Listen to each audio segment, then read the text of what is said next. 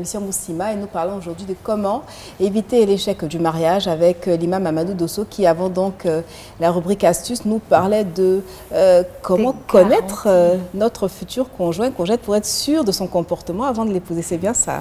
Alors, je pense qu'on ne va pas trop épiloguer sur ça. On ne va pas trop épiloguer, mais comme je vous avais interrompu... En fait, il a abordé la question de garantie. Oui. Voilà, moi c'est sur ça. Donc, ne pas perdre tout. Voilà. D'accord, c'était les garanties. C'était juste pour rappeler un peu là où est-ce qu'on s'était arrêté. C'est-à-dire qu'il ne faut pas toujours prendre des gens, croire aux gens que nous ne connaissons pas. Des gens qui viennent de l'inconnu parce que la bonne apparence, etc., quelle que soit son apparence islamique, musulmane, là, il faut faire très attention parce que tout est... je vais dire, le comportement peut être différent de l'apparence qui est affichée. Voilà. Et il faut se renseigner sur les gens avant de se marier, tout, etc. Même s'il faut payer des détectives privés là, pour qu'ils aillent vérifier. Ah bon, imam, c'est pas de l'espionnage, imam? Attends, pour que toi tu vives avec quelqu'un, mais tu as besoin d'avoir la garantie. Je suis désolé. Hein. Moi, je suis d'accord avec lui. Dans ce cadre-là, donc c'est permis parce qu'on nous dit de ne pas espionner. Je suis désolé. Non, je suis désolé. On n'espionne pas pour les détruire, mais pour que je puisse vivre avec quelqu'un, il faut que j'ai des informations. Et poser des questions aussi, parce que comme on nous parle souvent de médisance ou de calomnie, mais on peut par exemple aller poser des questions. Non, faut se renseigner. Se renseigner, d'accord. C'est-à-dire qu'on ne se renseigne pas justement pour avoir des informations, pour avoir des idées sur des gens, etc. Pas du tout, non. On se renseigne parce qu'on veut aller de l'avant, pas du tout. Ça. Voilà, je n'ai pas envie de rentrer dans une relation où je ne sais pas à qui j'ai affaire. Oui.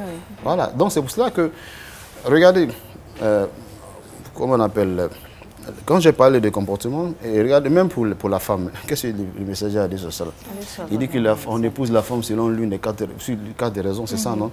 Parmi les éléments qu'il a cités, il a dit, pour ta religion, il dit la femme religieuse, c'est qui? Ce n'est pas la femme qui est islamiquement habillée.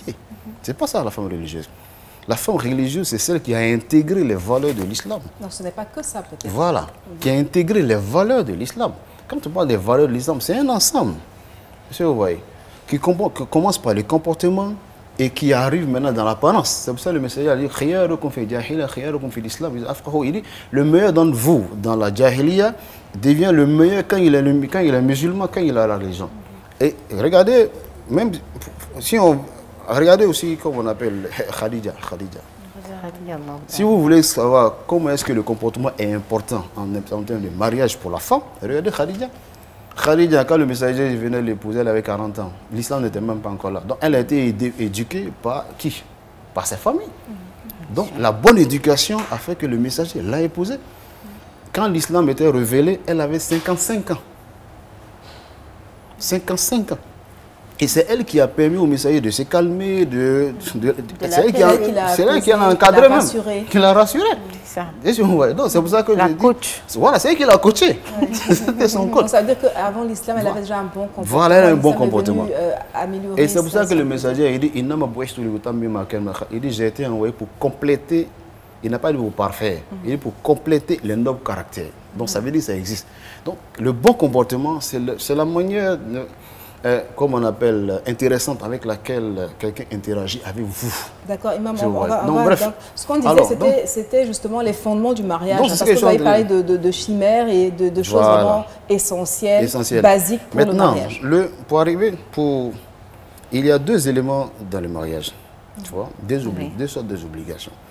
Il y a les obligations, généralement, ce qu'on appelle les obligations légales, et puis il y a les obligations pratiques. Ouais. Les obligations légales, par exemple, c'est ce qui va donner les garanties, comme on appelle, juridiques. Voilà, une femme comme ça, a droit à ça, un homme a droit à ça. Ce sont les obligations. Mais l'obligation pratique, c'est ce qu'on fait au quotidien pour animer, tu vois, les relations. C'est ça l'obligation pratique. Ce sur quoi un homme peut compter sur sa femme pour ne pas en demander ailleurs. C'est sur quoi une femme peut compter sur son mari pour ne pas en demander ailleurs. C'est ça l'obligation pratique. C'est ça qui fait que je suis bien avec toi. Voilà, c'est ça qui fait que tu as une garantie auprès de moi. Donc, une fois qu'il y a défaillance là-bas, c'est là que va se trouver maintenant, on va se poser la question, à quel niveau il y a défaillance.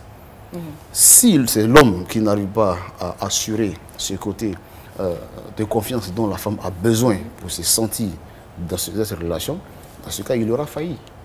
Si c'est la femme qui n'arrive pas effectivement à cela, elle aura failli. Mais à quel moment on se rend compte de ça? Est-ce que je prends par exemple, dans la pratique? Dans la pratique, par exemple, prenons la question de la cuisine. Par exemple, la cuisine. Alors, votre mari vous dit, écoutez, je vais, fais-moi telle chose.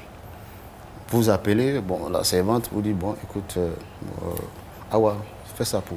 Encore Awa. Ok. Ah, pardon. Donc, alors, vous appelez, en tout cas... C'est la première femme, voilà. Awa. Alors, donc, vous dites, bon, Awa, tu fais ça. Awa fait. Et puis, le mari constate que quand il dit à chaque fois, c'est Awa, tu donnes. La prochaine fois, il s'adresse à qui? À Awa, bien sûr. Donc, il a eu défaillance au niveau de la femme parce que tu as permis à ton mari de ne plus penser à toi quand il a envie de manger. Il y a eu défaillance.